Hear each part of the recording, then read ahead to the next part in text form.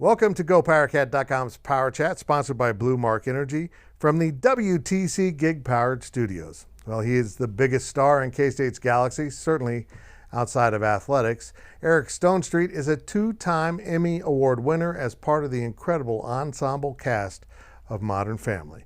And he stopped by to have a little discussion about his life and career. Here's our Power Chat with Eric Stonestreet.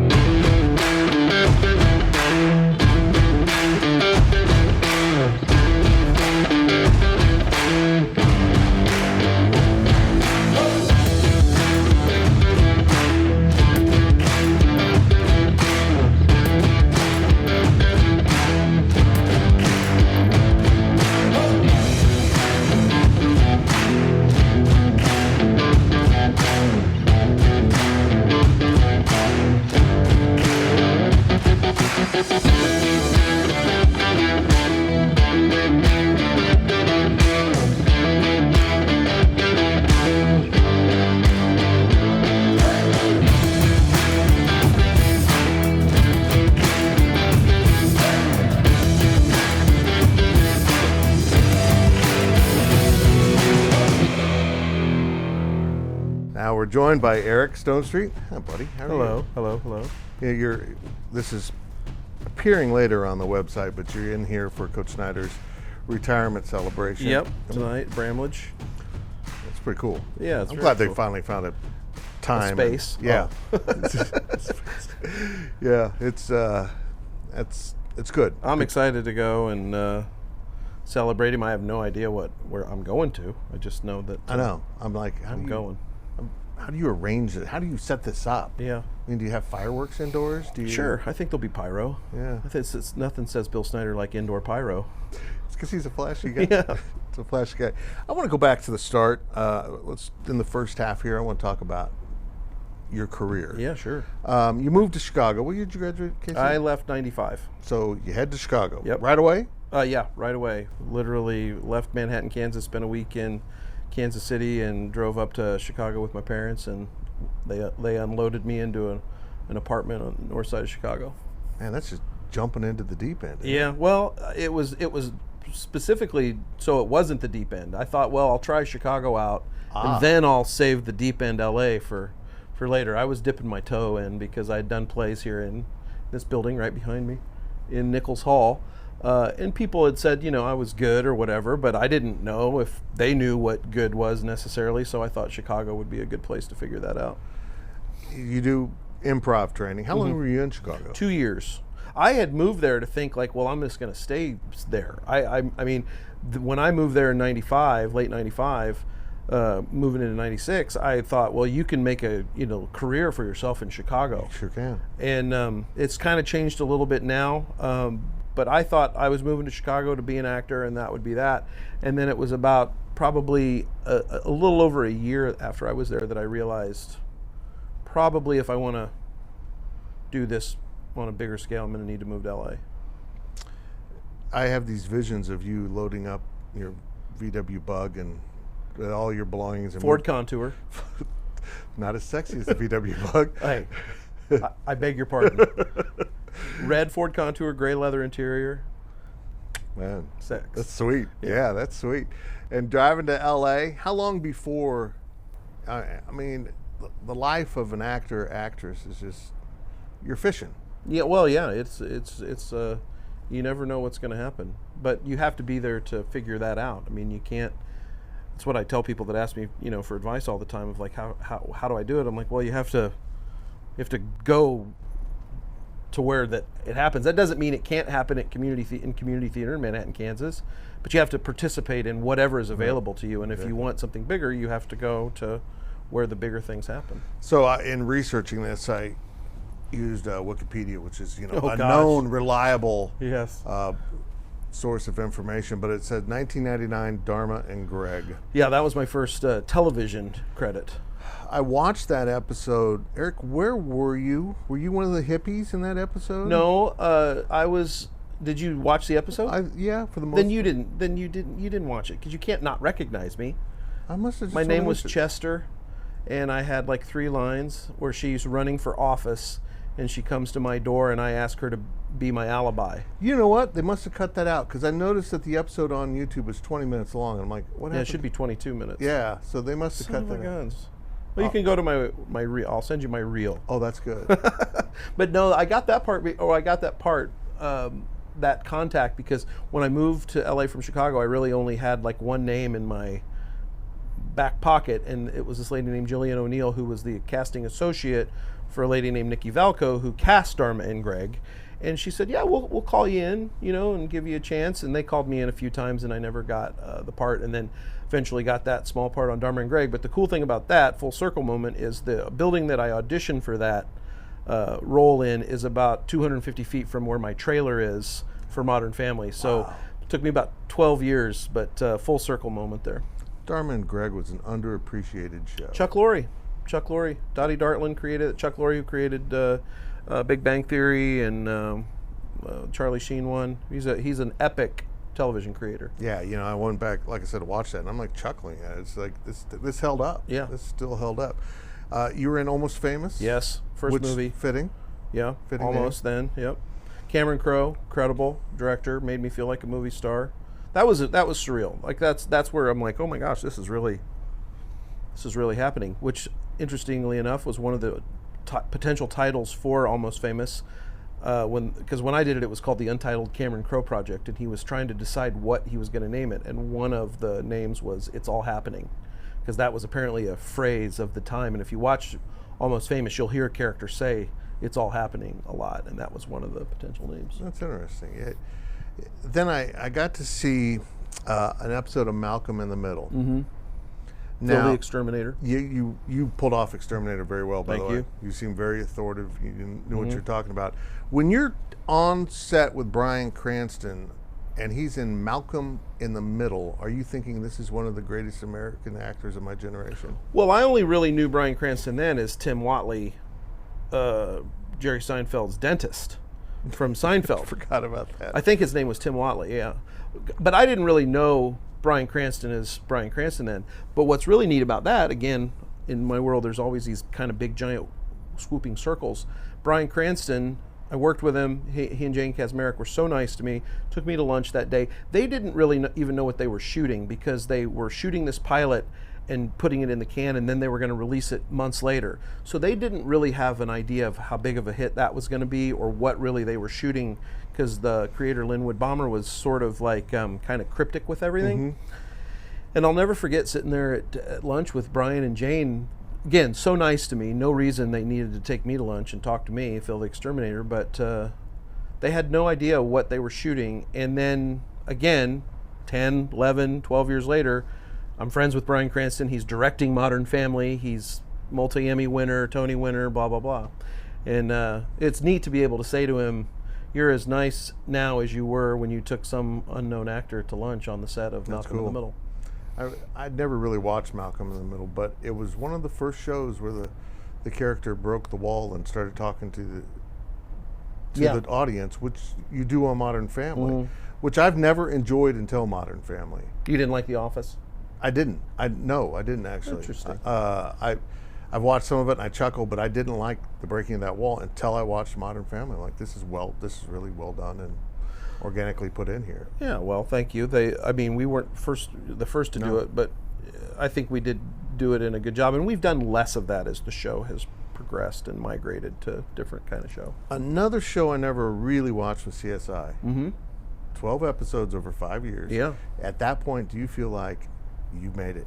No, but I feel really good because I got that because Almost Famous kind of gave me some credibility. That was the first audition I ever walked into where the casting director said, hey guys, this is Eric Stonestreet, who was in Almost Famous as the hotel desk clerk. And that's really an important thing for people to hear. It's like our business, Hollywood, is everybody's scared of something and everybody has somebody to impress. Right. And so when you can walk into a room and with the pedigree that Cameron Crowe hired you for a DreamWorks Steven Spielberg produced movie, that gives them credibility. It doesn't mean I'm any better talented or more equipped for the job. It just means somebody else thought I was. So then when I walk into the room and they can say that, that helps a lot. And that's why like 5 lines in a feature film to this day are huge. Hardest job to get in our business, but it's a really big thing for someone to get because it moves the needle for you a little bit.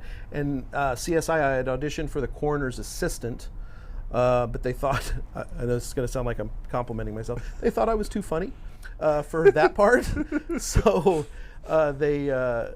I got to my car, and they called me back in. It was raining, and I went back in, and they said, we'd like you to read for this part, and I did that part. Recurring role. Great. That's a cool story because that's the first time I ever watched a TV show brand new on CBS, and by the end of the season, the first season, I was on the TV show.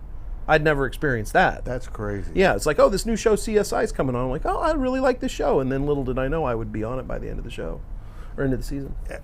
It strikes me, though, after you moved to L.A., it started moving. A lot of people go to L.A. and wait and go to audition, but it just started clicking for you, the slow build upwards. Yeah, I kept kind of stumbling forward. That's correct. But I had done commercials in Chicago and had enough of a tape of myself to show people that got me in the door for commercial agents. And then again, Jillian O'Neill just getting me those auditions for Dharma and Greg gave me experience to audition. But again, there's big, huge gaps of times that I'm not doing anything. So I wasn't living in my car, but I certainly wasn't like... What are you doing to pay the bills? Commercials. I was lucky with commercials, doing different commercials for different companies. I did a campaign for IBM, very popular campaign back in the day. I think I did like 17 commercials, and that's when commercials were like... And I was in the generation of when commercial actors would be like, oh, commercials aren't what they used to be. And I was like, well, this is pretty good. But it used to be you'd get a Pepsi commercial, and it was like $65,000 for a year. And then I just missed that era because of the expansion of cable and just buyers and advertisers being able to pay you less because there's just more places for them to advertise. But that's what sustained me. Bought my first house really by doing commercials. I did not watch Ninja Cheerleaders. Oh God. See, these are done. These things. That's a favor. So that's somebody that calls me. It's like, oh, my friend's an actor, because of different people that you meet, and they're like, hey, will you do this? And I was of the mindset, I needed to get on set. I needed to experience what things were. So that's why you do stuff like that. Your character's name was Beer Gut? Beer Gut, yeah. And I don't even drink beer. That's not right, man. No, not cool. Well, that's called acting. Yeah, totally. I'm sure you pulled it off. Like I said, I did not watch it. Oh, don't. Because I wasn't convinced that the actresses were actually ninjas. No, I don't think they were. Or cheerleaders. Isn't it called Ninja Cheerleaders? Yeah. Oh, God. Yeah, I did another favor for a friend one time, and it's just called Fat. And I played a park ranger, I think. But everybody in the movie was heavy set. I don't know whatever happened to that. God, terrible. That seems like a high concept gone wrong. It sounds like somebody that was heavy set. It's like, God, I'm going to make a movie with just fat people. It's like, nobody will see that. See, one of my dreams is the spinoff The Bachelor, The Fatchler. The Fatchler? So all the ladies show up and the guy's heavy set. He's a great guy, but they're thinking they're going to get a male model, and instead they get... I auditioned for a show years ago called... just lost the name of it, but it was a fake show where a bride played a joke on her entire family. Yeah. I Joe, not the Joe Schmo show, but Schlub something. And I auditioned to be the groom of that, to be this fake guy this girl was marrying to pull off on her. That guy did a good job of that. Oh, he did great, and he was just on Modern Family last year. He's a great character actor and has been working for a long time. He was on Grey's Anatomy as the bartender. Good guy. Yeah. Does that fall under the heading of some people do anything for a buck, even if it's screwing with your entire family? Well, you can't overestimate and overvalue how much people want to be on TV. Right. That's why when you now watch sporting events and the camera's on them, people act crazy. Or when you're at a live sporting event like at LA Kings game, the camera goes on people and all of a sudden their shirts come off. It's like Roman times. It's like it's weird. It's like this isn't even on anyway. This is just right there, and it's like I'm on a screen. I'm going to take off my shirt. Like, all right, go for it. But going back to like doing anything for a buck, there's some value in that question, because in the beginning I would do anything that I needed to do to get a job. Meaning, when I was in Chicago and my career started in LA, if I was going to be in a commercial and they wanted to paint me blue or purple or whatever, I did whatever the job required. But at some point I did start to say, like, I'm not doing X or this or whatever anymore. It's because I just didn't, somebody else can cash that check, you know? Right. Like, I don't want to do that anymore. I did it and now I'm done with that. But I was painted silver for Coors Light, purple for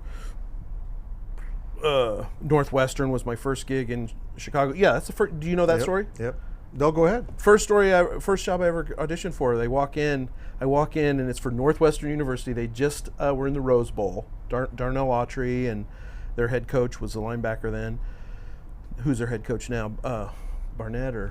Gary Barnett was the head coach then. Yeah. But anyway, the director's in there. He's a Northwestern alum, and he's doing these commercials as a gift back to the college.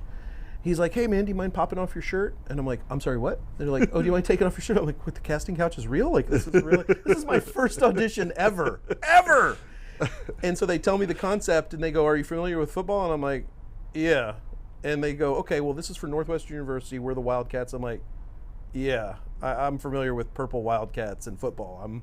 We're good here. Got the job, did these commercials out on the streets of Chicago, basically espousing the beauty of Northwestern football and season ticket sales. And then that turned into a national campaign for all of college football, where I was Joe Football and talking about, just college football. I think I did 12 commercials for college football. So at some point, are you worried that all I'm going to ever do in acting is have my body painted? Yeah, well, then I was red and blue, which was very hard for me to be painted red and blue. That was like, that you want to talk about accepting something for a paycheck. I'm like, okay, I'll do this. It's like sometimes you got to be the villain, man. yeah, sometimes you got to be the a-hole. But yeah. But I always knew that I would not always be that guy. I had bigger aspirations. But this is what I needed to do to get started. It's amazing. 2009. It's probably pre-2009, when did you go to your, the casting, the audition for Modern Family? Like early February, I think, was my first audition. A friend of mine come over and asked me to help him with the material. He had an audition for my part, what would be my part on Modern Family. And we all kind of helped each other out. Sure. He's Colorado State Ram. So we would help each other out, and he came over, we walked through it, and he's like, dude, you should audition for this. I'm like, oh, I'm going to try to get an audition. And I went in and did the audition, and they thought I was funny, but they weren't interested, said it wasn't going to go any further. That's the term in Hollywood when you're done. And then about a week later, the casting director called back and they said, Chris and Steve, the creators of the show, they're still thinking about Eric. Would he come back in more appropriately dressed, clean shaven?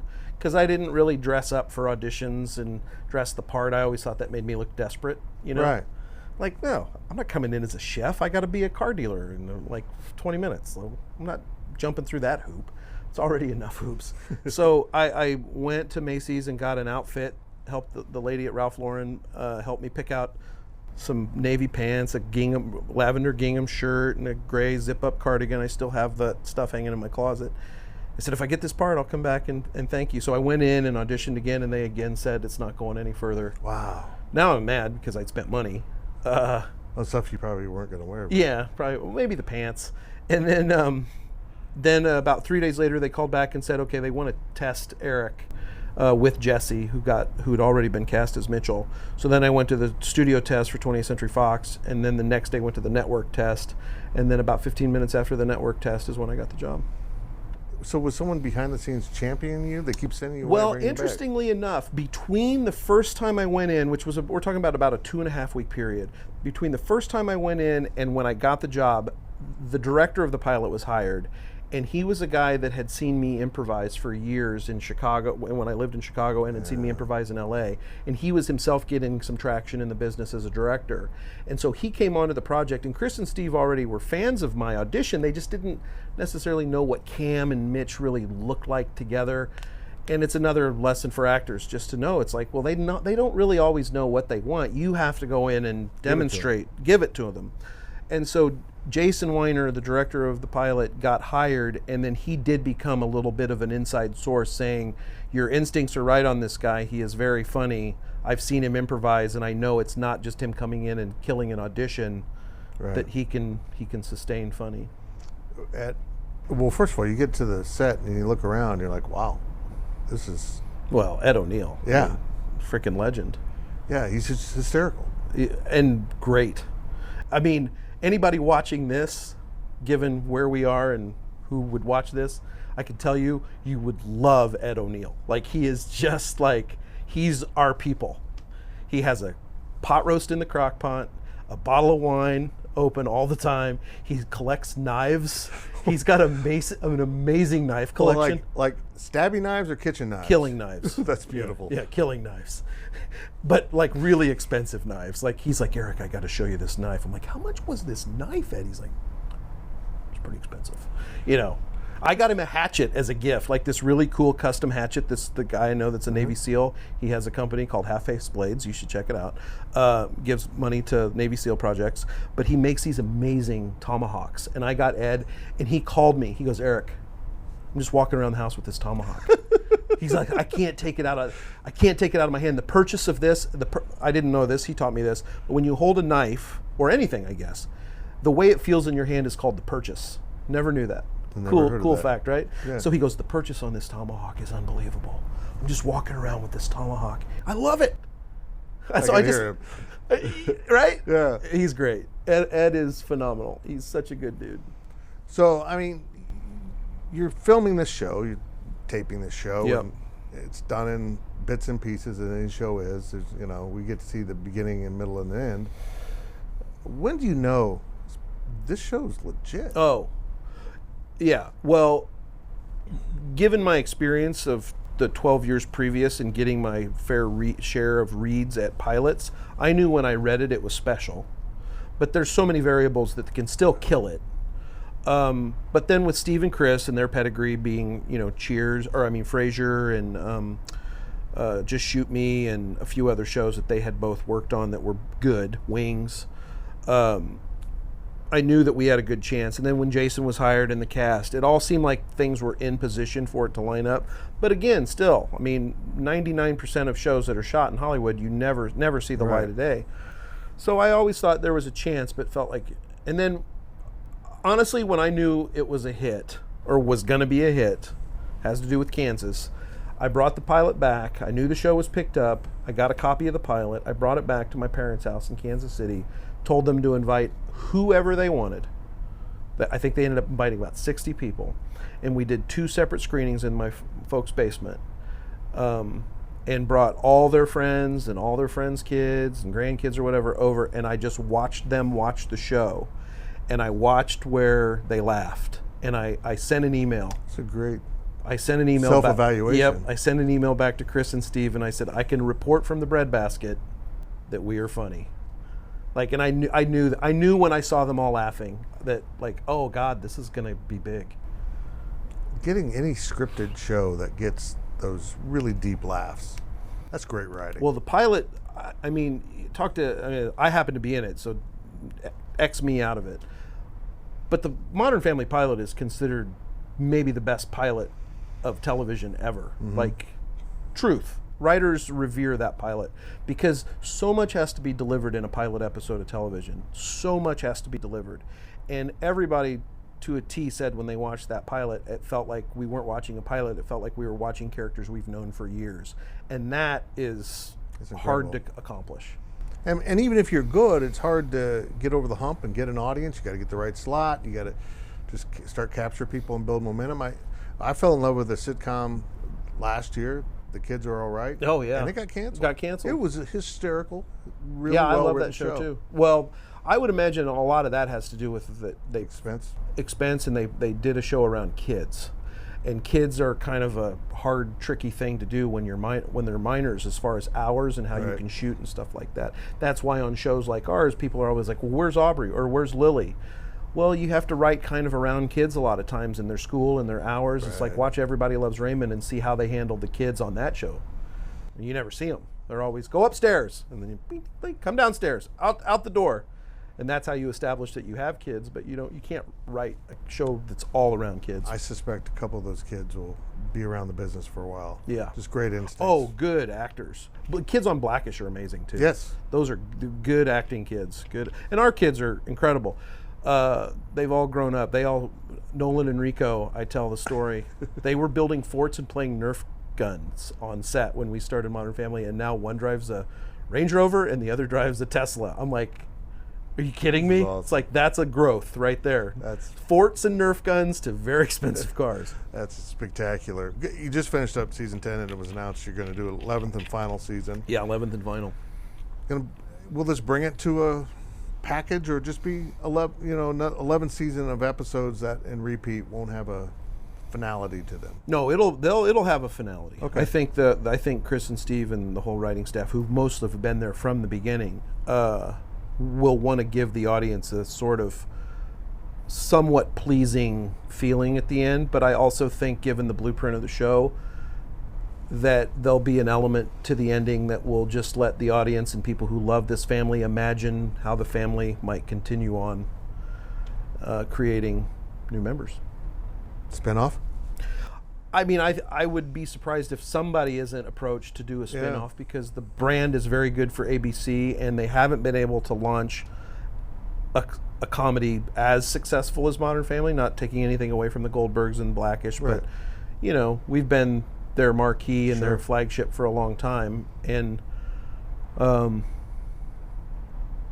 think they'll probably ask somebody to do something. The magic of the show is there's no star. They have done an incredible job of parsing up good stuff for everyone, so all the characters are evenly developed. I don't know how they did that. Well, part of it is we got lucky again with Ed O'Neill. There's a saying in TV that you can't be a bigger a-hole than the number one a-hole on the call sheet. Meaning, Right. nobody can get away with behavior that number one, and we happen to have a guy that's number one that doesn't pull Any of that. hissy fits. Yeah. So that means nobody else gets to do that. And I don't even think it's in any of our natures Yeah. to do that. I mean, we all have limits, and we all feel like we know when we're being taken advantage of and things like that, which happens. And we have boundaries, but nobody's being like, I'm not coming out of my trailer because, And I've been on shows where that's happened. I mean, I watched a cast on a show go from seemingly all happy and good to sort of being angry at something, and I have no idea why. I wasn't part of that business, but I've waited on an actor to come out of a trailer before because they were trying to make a statement. They could have been in the right, could have been in the wrong. I have no idea, but we've never done that. No one's ever done that. So part of the success is that we all are carrying equal parts of the show. Yeah. You didn't do that today either. What? Wait in your trailer. We No. don't even have a trailer. for No, you. God, no. But did you see how on time I was, by the way? I take so much pride in that. I told you I'd be here at 10:30. I realized I wasn't going to be here at 10:30, and I said I'd be closer to 10:35 or 10:45. Pulled in 10:37. I mean, unreal. That's Kansas knowledge. That's even a stop in Topeka, getting a drink. Oh yeah, you get that drive. You can hit it. You know exactly what Yeah, you're doing. but I'd never done 20. I hadn't done 24:40 since I was in college. Oh, so I you usually came down 24? Yeah, came down 24. Scenic route. Yeah, St. Mary's, Silver Lake. The Army Navy store's gone. Oh. We used to go there to get all of our fatigues for paintballs. This children or fraternity? Fraternity. Okay. Yeah. It's like playing paintball as a child. I just saw the football team went and play paintball. Those are cool things they're doing. Yeah. I mean, they started it under Coach Snyder, Yeah. but cool thing. One thing before we break. I love you on Modern Family. Cam is, you pull it off. I mean, it's just amazing what you do. Secret Life of Pets. Yeah. I watched the first one, and I laughed my ass off. Of course, I'm a dog person. Yeah. So we love animals. This was a documentary to me. This is what they really do. Yeah, right, You know? right. They plot against you when you're gone, and they have things. But you play the big, lovable, fluffball Duke. Yeah. Do you feel it was typecasting? I do feel like that. You couldn't be the little Pekingese. When I went in for that first meeting with Chris, his name's Chris Meledandri. He owns Illumination. They do Minions and Despicable Me and that stuff. Very successful man. And he starts telling me about this movie, and I'm just like, now you have to understand, this is now 8 years ago, that first meeting. And I go, man, this is going to be huge. This is going to be a big hit. And then it wasn't dawning on me that he was asking me to be in the movie. And he kept saying, so what do you think? And I kept telling him, I'm like, yeah, it's going to be huge, man. You're the first person to do this. I mean, the animals. And then finally he was like, do you want to be in the movie? I'm like, oh my God, yeah, which one? He's like, the big brown dog, we want you to be Duke. And I'm like, I'm in, I'm done. And you just go to a sound booth and record your lines. Nobody's around you. Yeah, nobody's around. They kind of set the scene up for you, give you direction of what's happening in the scene, just for tone and for volume. You know, obviously you talk different when your head's hanging out of a car than you would in a small contained space. So they tell you those basic things, and then a little kid just asked me this yesterday, how long it took me to do Secret Life of Pets. The movie takes like a year and a half, 2 years. And then my part probably is in the 20s or 30s of hours that I'm actually in the booth, because there's so much stuff that you never hear, never see. Right. And then there's so much stuff that you go in that they lose and scrap and come up with a new direction and go. And that's what takes the bulk of the time. But yeah, Kevin and I and Pat and Oswald, we're not interacting with each other. The editors make it seem like we are. And Secret Life of Pets 2 is out right now. It is out, yeah. I think it's probably not. I think it's probably not in the theaters. Well, I don't know how long movies last in the theaters. I'm sure it's on demand. Okay. DVDs. Well, I've been waiting for that. I'm not a big theater guy. You haven't seen 2 yet? No, I haven't seen 2 yet. Oh. You'll like it. It's very cute. Yeah, I feel like we should throw it to a clip, but we're not there yet. You don't have the episode potential, and you'd have to pay for it. Well, I'm certainly not going to do that. Yeah, God, I paid for water for God's Yeah. sakes. I'm not paying for a clip too. This is the official water of GoPowerCat.com. This is? Yeah. Okay, then I won't say anything. Okay, This is wonderful. It's not like we actually get paid for this. We'll be right back with more with Eric Stonestreet on the Power Chat. Welcome back to the Power Chat. That was a long break. We don't really do breaks. I just want to keep talking to you. I was kind of tired of it. Yeah, me too. Feelings mutual, Tim. And let's shift to K-State. Yeah, love it. We didn't know each other because we were... You're older. I'm old. Oldish. I'm 47. And I'm 55. But so the young guys in my fraternity, we're both Pi Kappa Alpha Pikes. The young guys in my house were your old guys. Yeah. So we have that bridge in between. Yep. But those are similar experiences. Yeah, I think so. I mean, I came here as a sophomore because I did 1 year at a junior college in Kansas City because I thought I was going to be a track athlete. That's right, you were a thrower. I was a thrower. And so I realized the college discus is really heavy. Like substantially heavier. Keep adding weight to you. Yeah, and then the college shot put was like, I'm sorry, 16 pounds. And I was just like, I'm not going to make it to the Olympics. So, and then I tore my rotator cuff, and I'm like, I'm good on this. And then I transferred to K-State. And you got into the typical K-State experiences. I did. The first couple of years I was here, it was just fraternity stuff and having fun. And I wasn't a big partier. I wasn't a big drinker, which was unique for the Pike House. I was a clown. I did birthday party weekends. I'll never forget. Remember Steve Heck? Yeah. Steve Heck was our president, and I was putting on my clown makeup out of my little pink and green caboodle that I still have. Oh, a caboodle? This is a word I don't know. A caboodle, it's a makeup kit that girls carry. And clowns. And clowns. Yeah. Okay. And so I got my makeup in my caboodle, and Steve Heck, who's like, he's a classic like fraternity guy. Right. Like he's got the polo and the jeans and he walks in and he goes, Stonestreet, what are you doing? Like I'm putting on my clown makeup. And I saw him like go from like thinking like, well, am I going to make fun of him or am I going to learn from him? And he walked in and we had the best conversation while I put my clown makeup on. But that's essentially kind of a fraternity experience in my experience of like, there were so many different guys there from Western Kansas, Kansas City, different backgrounds and interests, and nobody gave me trouble that I, on the weekends, donned my clown costume and went out and performed for kids or in birthday parties in Manhattan. He came in and talked to me about how I got into clowning.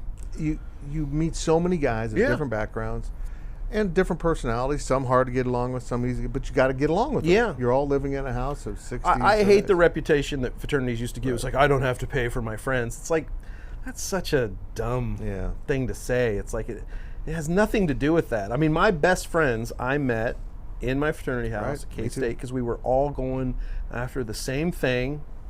Think of it what you want, but it was a goal to get initiated and to get into the house and to become, a fraternity brother. And we did it all together, and I loved the experience. I certainly didn't think I was paying for friends. Like, it's so dumb. If I could pay for friends, I'd pay for better looking friends than the ones I ended up with. Exactly. But, I mean, those are the guys I still cling to. Yep. In fact, when we get to the end of this segment, I'll have our overtime which is 5 questions from one of our subscribers, and he too is a Pike. So Oh, cool. Thought it was good to get him involved. Okay, so you're going to games. Going to games, working at games though too. I was a security guard. Started off as a security guard at Bramlage and what was it, Wagner Field, I guess was when I was there. So I was doing security, going to games with my back to the game most of the time. But yeah, also going to games. I didn't work all the games. Were you the cool security guard or the jerk? I was pretty cool. I had some experience because I worked at Sandstone up in Kansas City before I came to college, because I was a big kid for my age, and I got hired early on because my sister knew the guy that hired. So at 16, I wasn't supposed to be working, but I was. I saved a girl from getting squished by New Kids on the Block fans. It was probably one of my most heroic moments. Yeah, that's awesome. I carried a girl out of the center aisle at Sandstone Amphitheater because the crowd was so wild and crazy over New Kids on the Block that she got squished up against the barricade. Like, out of my way! And I'm like, God, I wish there was a camera on me at that time. I'd love to see the replay of me carrying that girl up to the ambulance. Did you actually walk out in slow-mo, though? In my mind. Okay. A great story there, real quick, going back to the acting stuff. The first job I ever had was Northwestern, and they were shooting part of it in slow motion. Okay, now I didn't go to acting college or acting school, never went to on-camera training or anything like that. So they're like, okay, Eric, we're going to shoot this in slow motion. And so they're like, action, and I take off. And they cut. I've told this story a lot. They're like, hey, bud, so the camera catches your action in slow motion. You don't have to run in slow motion. I'm like, was I running in slow motion? They're like, yeah. I'm like, okay, well, I'm not that dumb. It must have been just something psychological. And they're like, okay, yeah. Whatever. Yeah. So embarrassing. I ran in slow motion. Plus, you're painted purple. Painted purple. So it's hard to have very vulnerable. Much credibility. Very vulnerable. Do you got any great K-State sports memories, even though your back was to the game? Well, I'm not going to ask you scores. Yeah, I told him before, I'm like, I can't remember specific scores. You know, I remember the Matt Miller, listening to the Matt Miller drive. What were we, at Texas Tech or Texas? When we came back to win a game. There was a Cincinnati one. Cincinnati. Yeah. That's what it was. I remember all of us huddled around a radio in the cafeteria at the Pike House. That was a big one. When we beat Nebraska for the first time, we were all at the Pike House. Did that happen here in Manhattan, or was that up in Nebraska? It was here. Yeah. Yeah. I don't know why I wasn't at that game, but I remember listening to that. That Matt Miller play, if I recall, was the exact same play as the Frank Hernandez play to beat North Texas, just opposite side of the field. Yep. You run off to one guy, and he goes to the post, or it goes to the flag, and the quarterback just throws it out there, and he goes and gets it. Yep. Kevin Lockett was on the other. Kevin Lockett. You know, most of they're gone, man. I mean, my memories. I mean, I was here 91 to 95, so I was here in a really transitional period of time as far as K-State football, going to the Weiserloch Copper Bowl. I mean, I think that was 93. Yeah, we had a fraternity brother of mine that walked on at K-State. It was a K-State football player. He got to go to that game, so we were all supporting him. And a couple guys were in the house. Al Jones, former tight end at K-State. He was a Pike, and had a couple players. Still in contact. Yeah. I get texts from Al every once in a while. But overall, just the feeling of like we had a football team. That's what I take. John Butler, defensive end for K-State. He was a Pike. He was in the house at the time when I was here. Going to class, I was in sociology, criminal justice, and most football players were all in. I was like, what is going on here that I'm in with all these guys? Little did you know you picked the major that they picked because it's easy. Yeah, exactly right. And I wondered why I did good in those classes. Leon Edwards, remember the little running back Leon Edwards? He and I were buddies in a class, and I would give, in my Ford Contour, I would give those guys rides every once in a while. No, I had a Cutlass then. I had a Cutlass Salon with Fizbo as the license plate tag. I don't even want to get into all the ladies you probably landed because of the Fizbo license plate. There you go. Fizbo, what's it mean? Do you ever do Fizbo anymore? No. Did you retire Fizbo? I would bring him out of retirement for the right cause and the right price. Once again, painting yourself. Huh? Once again, you painting yourself. Yeah, again, makeup. FSBO's great. Yeah. I mean, I was just, Becky, my wife and I were just watching our favorite episode. It had FSBO in it, and you were in the bowling league. Oh, yeah. Oliver Platt. Classic. But you go to games now. You come back. How many games do you think you hit a year? 2? I would say on average 3 games probably. You're a little busy in the fall. Yeah, fall's hard, but I try to coordinate Chiefs cats so I can kill 2 birds with 1 stone. It's a saying I just made up. Has anybody ever? Yeah, no, I think that's brand new. Oh, yeah, thank you. I think it before it was killing free to go 2 forth stones with with 1 bird. Yeah. But I always try to catch something Saturday, something Sunday. And then brought some buddies back last year, flew in, got to fly right into Manhattan, which is That's big time. aces. That was fun. Go right to the game. I was here for Coach's 200th Did you have a police escort? No, but You I have should been have. in. But I have been in the police escort for bowl games when I leave from the hotel with the team. Oh, yeah. That's nice. Nice. I got to do that with the Chiefs. Lindsay and I flew with the Chiefs to San Diego or to LA for the Chargers game last year, and we got to go from LAX all the way down to Long Beach on the 405 in a police escort. Hello, life changer. How do people even get out of the way on the 405? Well, because their cops are way ahead, way so they're ahead clearing. Wow. That just helps traffic, too. Oh gosh, it's like we need to do this every day. That's great if you're in that. Yeah. If you're not, No, you're like more reasons there's traffic. we don't have any place to merge over. That's the best part about coming back to Manhattan is going like when I asked you what side of town you were on when we were, I'm like, why did I even ask that? Like it matters where they are in Manhattan Yep. other than to know where to go. We live on the other side of town from our office now down here in downtown, and my commute, my phone tells me it's 11 minutes. With traffic, it's usually 10. But I can tell when the traffic's busy because it adds a whole minute. Oh, oof, And you can be 5 deep at a stoplight. rough. I know.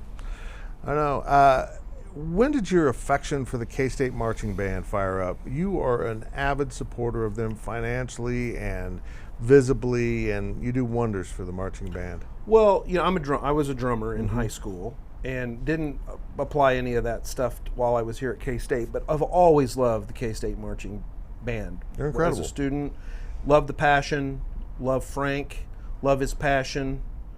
Learned about his passion in a very funny way because the first time I was ever going to kind of give them a pep talk before a game, after I became Eric Stonestreet or whatever on Modern Family, they asked me to come say a few words to the band. I'm like, of course. And so in my mind, I'd had this whole over-the-top pep talk I was going to do to them. And so I'm over there and I'm getting ready, and Frank starts talking to the band over the top or more than I was going to be over the top. And I'm like, oh, this is not, like, this is how he talks to them. It's their coach. It's their coach. Yeah. And I was both humbled and embarrassed that I thought that he would be any other way with that band. But if you're watching this, go over behind Bramlage if you can. I don't know, before a football game, and watch Frank Trace get that band pumped up to play for a football game. It is inspiring and it is shocking how serious he is and how serious they are. And it then makes sense why they're as good as they are. I was blown away. So then I was just like, okay, change gears. Glad I'm an improviser and knew, and then totally took a different approach. But it was freaky, That's amazing. jacked up he gets. That band has gone from, he built it like the football program. Yeah. And now it's something, and he comes out of Ohio State, which is the Alabama Mecca of marching bands. I think the first thing was he's told the story. I don't like to talk about me in that way, but I just saw on TV or live, I can't remember, it was raining, and I just didn't think their gear was appropriate for the weather that it was out. And I thought, well, how can I help out there? And called him and said, what do you guys, can't you get some coats or something? He's like, well, they're X amount of dollars. And I'm like, okay, well, let's get those. So that was my first sort of thing, is like getting the band their coats. And then the next thing, I was up on the balcony of the football stadium, and I see this yellow Ryder truck out on the field after the game, and they're loading all their band equipment up, and I'm like, Yeah. that doesn't seem right. Gotta rent a truck every week? The football team's got a nice truck. Like, band needs a nice truck. So my friend, people don't know Keith Carter, Dallas Trailer in Dallas, Texas. We had built the football team their tractor trailer, not the tractor, but the trailer portion of it. Because the tractor trailer that's donated by Dodge City someplace, I think, I always thought the trailer they were pulling around didn't match the tractor. I'm like, we need a better trailer on this truck. Right. So I called Sean and said, hey, we'd like to donate a really nice trailer. So he and Al sat down. Al called me and he's like, are you serious about this? And I said, yeah. Design your trailer so that it's at least equal best in the Big 12. And so Keith down at Dallas Trailer got the plans. We bought the trailer and we did it and designed it and built it. Anyway, I see that Yellow Rider truck out there and I'm like, Frank, what's going on with that Yellow Rider? He's like, well, we rent it each game. I'm like, somebody's got to go down and get it and then return it and bring it back every game? He's like, yeah. I said, okay, you've seen the football's trailer, right? And he's like, yeah. And I said, I'm going to put you in touch with Keith Carter. You tell him exactly what kind of truck you guys need. We'll build it and donate it to the band. That's amazing. Because they deserve that and much more.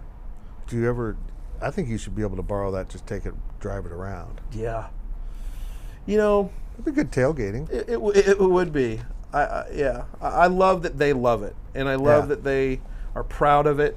The pride of Wildcat Land, and it's the pride of that truck is the pride of them.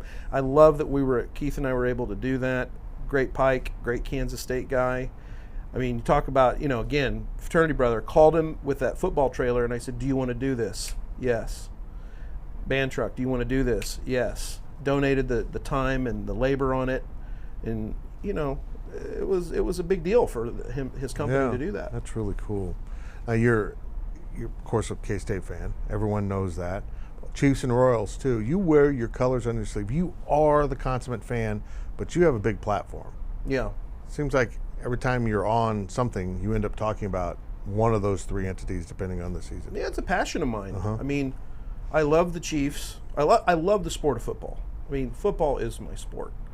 I like baseball. I like the pageantry of baseball. I like going to baseball games. I don't follow baseball like I follow football. Correct. And me too. And the Kings, LA Hockey. I follow the LA Kings because I'm a season ticket holder there. But I follow football. I can watch anybody play football. I can't sit down and watch a Brewers Cincinnati Reds game. Not interesting to me. But I can watch professional football game that I don't have a dog in the fight, and I can certainly watch a Saturday afternoon of college football where I don't have a dog in the fight. So my passion is football. And then my two teams are K-State and Chiefs. Kansas City's on the possible list for an NHL team. Should happen. Would you switch allegiances from your Kings? For sure. Interesting. For sure. I would not only I would switch allegiance, but I would try to become one of the people involved in the team. I mean, I've told Gary Bettman personally Kansas City deserves an NHL team. I think it's a better fit than NBA. Oh, for sure. It's a college basketball town. Don't take that away. For sure. And I think Kansas City would rally around a hockey team. The Hunts, I hope it works out. But I don't know when. I don't know how it's going to happen. I want to back up. I missed something in that first half I want to ask you about. So you get a Modern Family for 2009, and then 2010 you win a damn Emmy. Yeah, right away. And then you're nominated again in 11, and you win again in 12. Mm-hmm. When you're up there at the Emmys, are you like, is this really happening? Yeah, I blacked out the first one because I didn't. My publicist, they send you a schedule of the Emmys, but I didn't really pay that much attention to it. I mean, I had written a little crib sheet down with like bullet points in case I won because Tina Fey was actually the person that told me the night before the Emmys, she's like, have something written down just in case you win. That's my advice to you.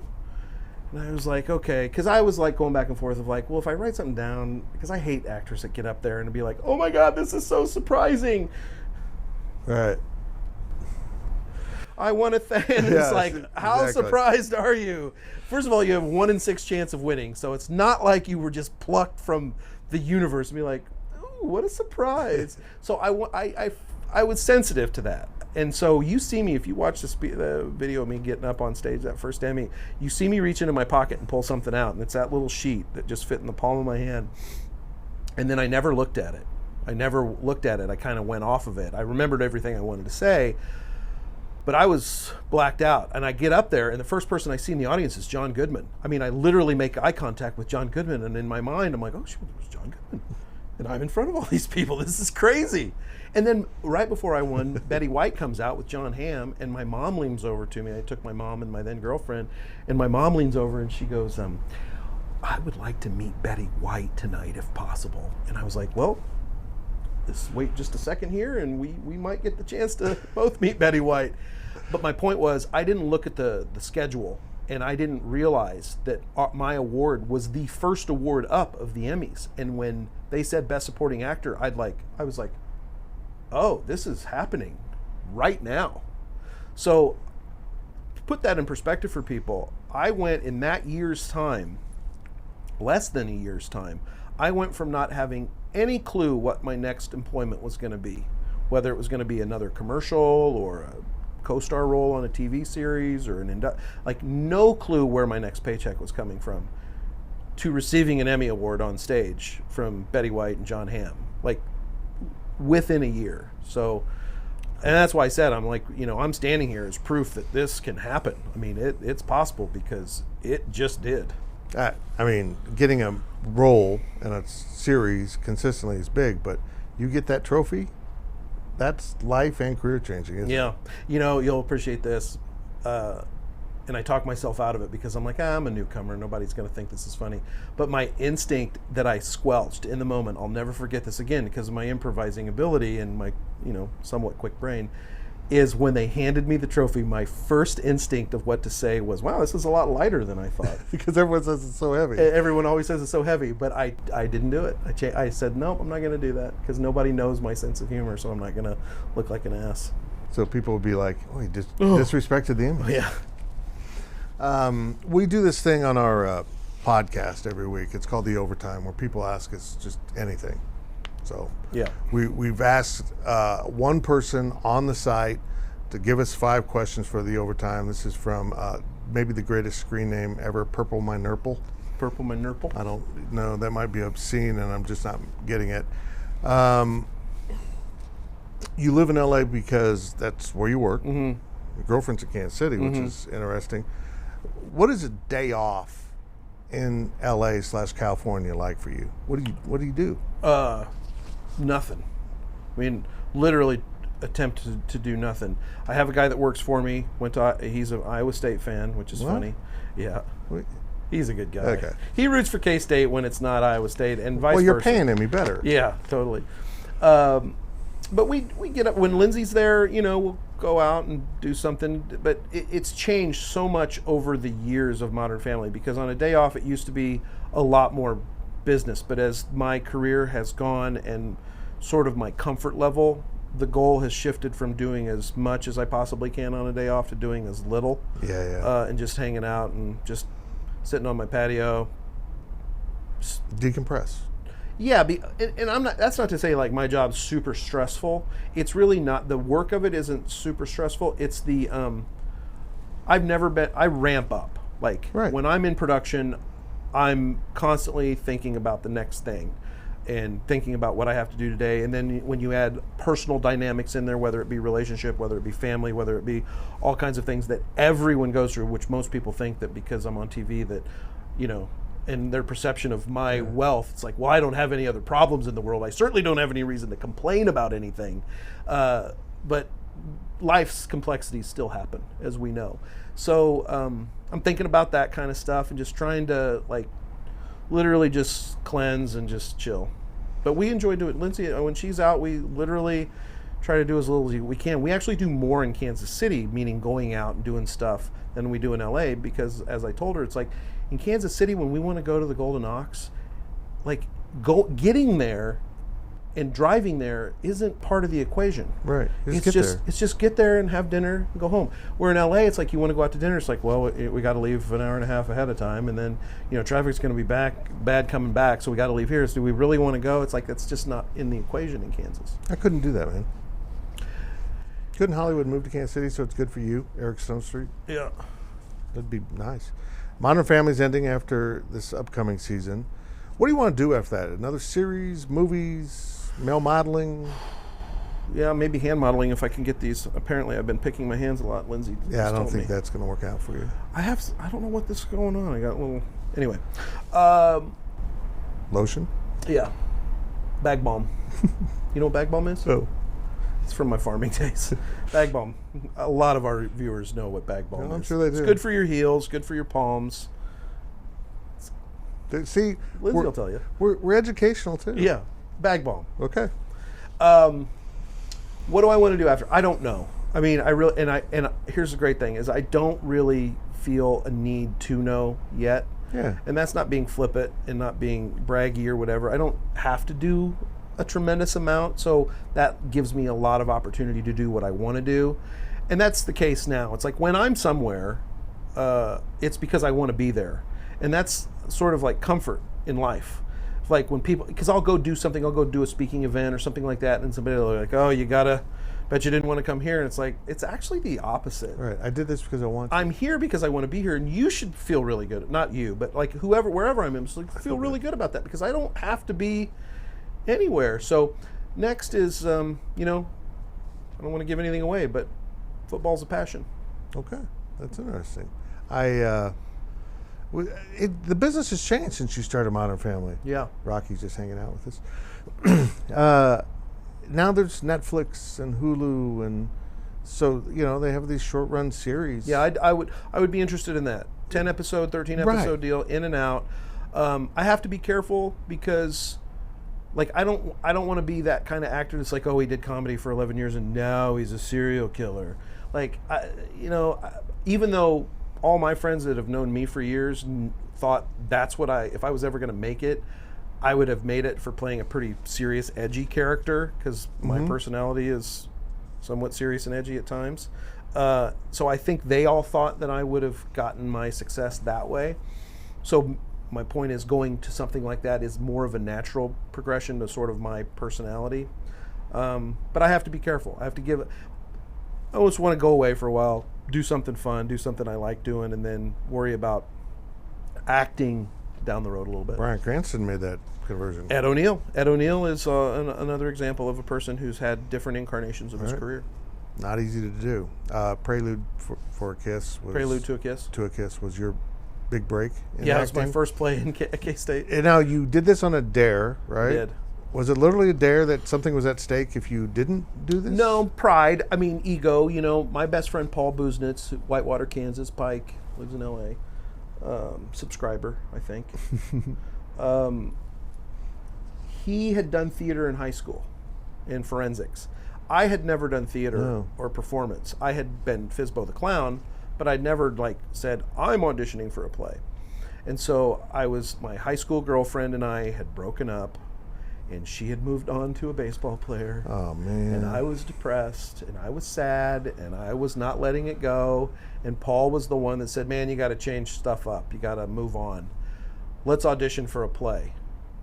And so we went up to the theater department. So he went with you? He went with me. We each auditioned for 2 plays, Hamlet and Prelude to a Kiss. And he got cast as Bernardo in Hamlet, and I got cast as Uncle Fred in Prelude to a Kiss.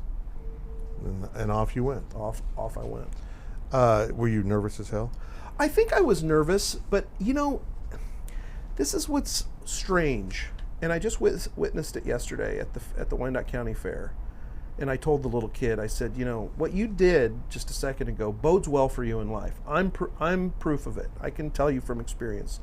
Because he got up and sang the national anthem with no real reason as to why he should be up there singing the national anthem. No way. 10-year-old kid.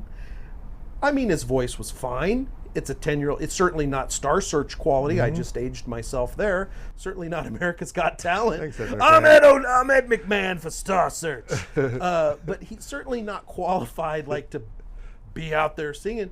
But I said, buddy, the fact that you just got up there and did that, I knew a kid exactly like that in 4-H. And man, things turned out good for him, and I can tell you that your willingness to do that is a really good sign for your life. It is. It is. And then it's also very important for the parents to not get in that way, because I always say part of my success, a good deal of my success, has to do with parents that never thought their kid was weird, attention hungry. I always hated people. It's like, well, you must not get enough attention at home. I'm like, I get tons of attention at home. And it's not nothing to do about that.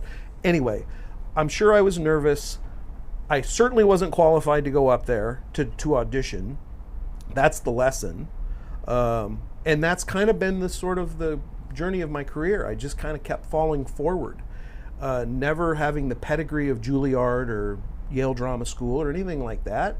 Kansas State is where I figured out what I wanted to do. That's why I'm passionate about Kansas State, and it's what been my message anytime I've gotten a chance to talk to the football team, the band, or whomever I'm talking to, is I'm not going to sit here and tell you about blocks and tackles and things like that. You guys are qualified to do that. What I'm going to talk to you about is that I'm a person that was right exactly where you are and found my own success. So take that and know that bloom where you're planted is what my football coach always told me in high school. And you're in Manhattan, Kansas. And it doesn't mean you can't become whatever you want from right here in this town. It's great advice. Yeah. It's great advice. Do you have one PG-13 story from the Pike House? A prank or something? Oh, I was an ass. I've heard a story or two. Have you? Yeah. I was rough on the pranks. My dad taught me how to be a prankster. I mean, he was a legendary prankster. We used to, thinking about what we used to do is, we used to, the Pike House, the doors are right across from each other. Yeah. They were at least. Yeah. And so you tie a rope on this doorknob and then tie a rope on this doorknob and then knock on the doors and they can't get out of their room. And then what we would do is add an extra layer. I'd take a manila envelope and fill it with shaving cream and then slide that under the door, knock on the door, and when they'd start pulling the doors, then we'd poof, and the shaving cream would just explode into the room. That's good. That's for free right there.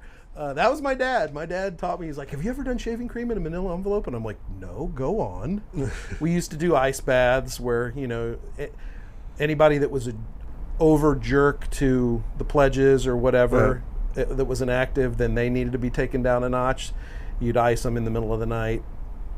That's a rough one. That is not good. No. That's similar to one I heard about. That I did? Yeah, you hosed down the entire sleeping dorm one night. Oh, yeah. Yeah. Probably made a lot of friends with that one. Well, and then all these guys are in electric blankets, and I'm like, oh God. We had fun. We put a guy's whole bedroom up on the roof one time. Took his whole mattress. Amazing. His whole mattress, his whole thing. He came home, boom, up on the roof. If you add in hangovers and blacking out, you got a movie right there. Yeah, but again, I wasn't like a drinker. My nickname's Stoney. Mm-hmm. My best friend Paul Boozness' nickname was Booze.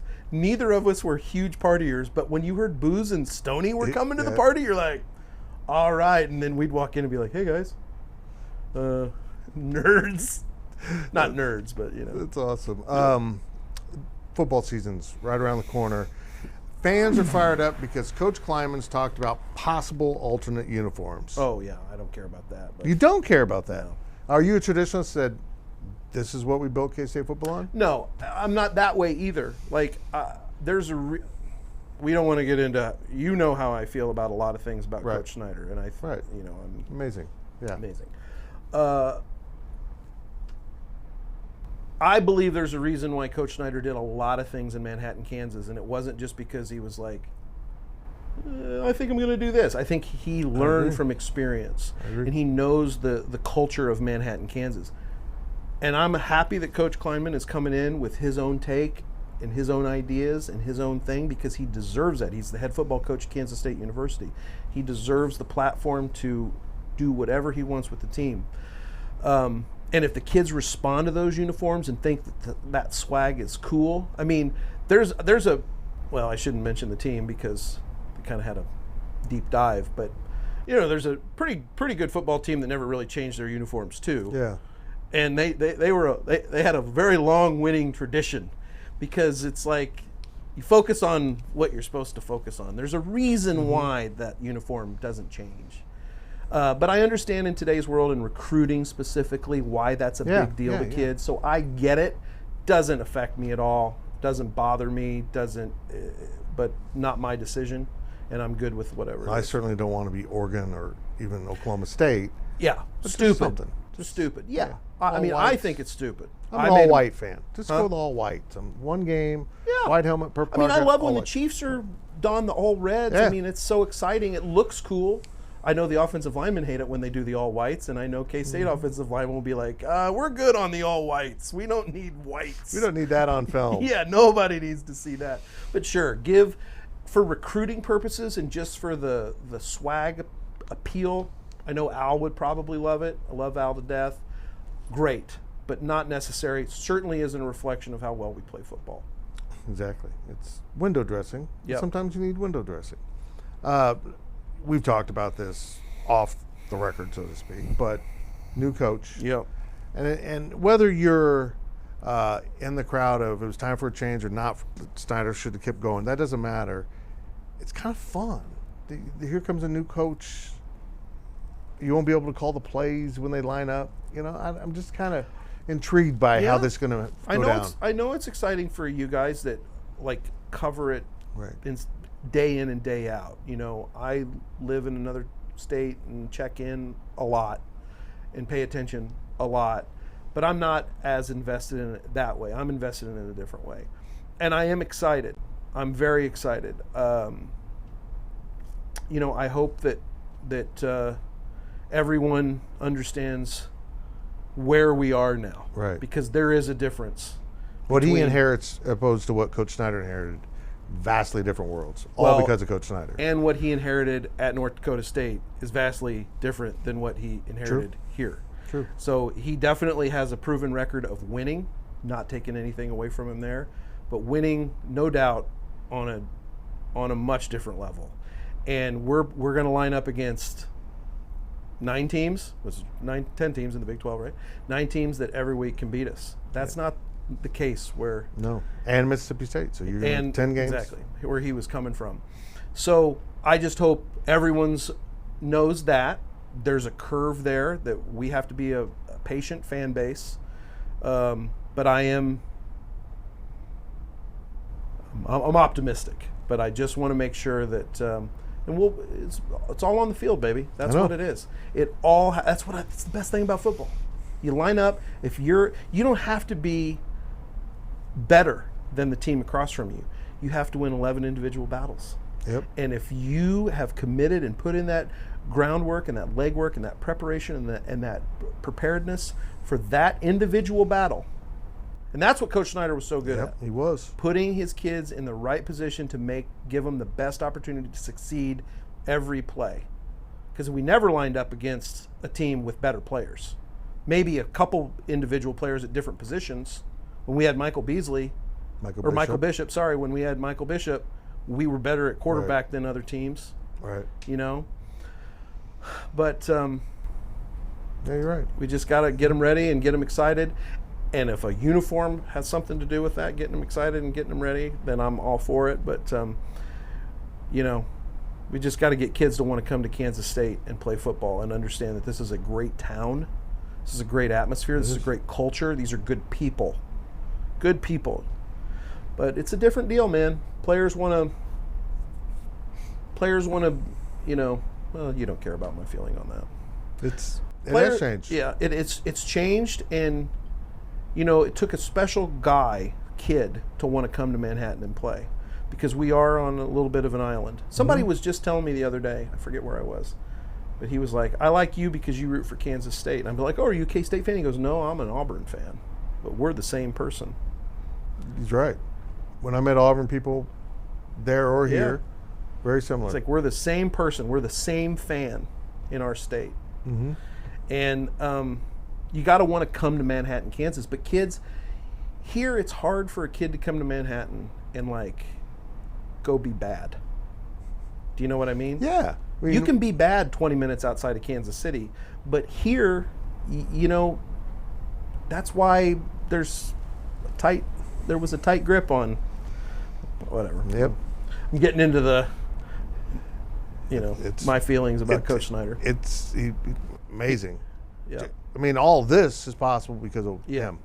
Doc Weefold. And I'm excited for Coach. I've only talked to him on the phone. I haven't got a chance to meet him in person yet.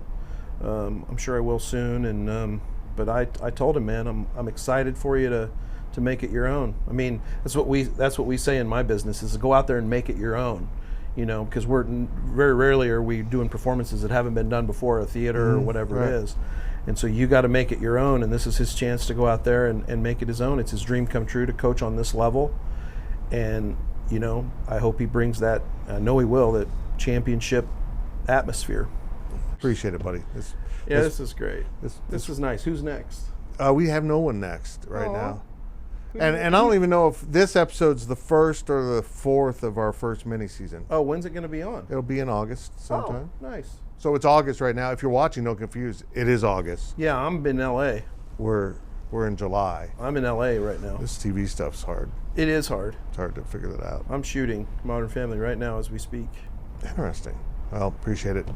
Well, you're not shooting Modern Family as we speak. You're as here. You're watching this. Oh. I'm yes. on set. I'm so confused. Thanks for watching the Power Chat. That's Eric Stonestreet. I'm Fitz, and we'll be back with another one real soon. Sofia Vergara says hi from the future.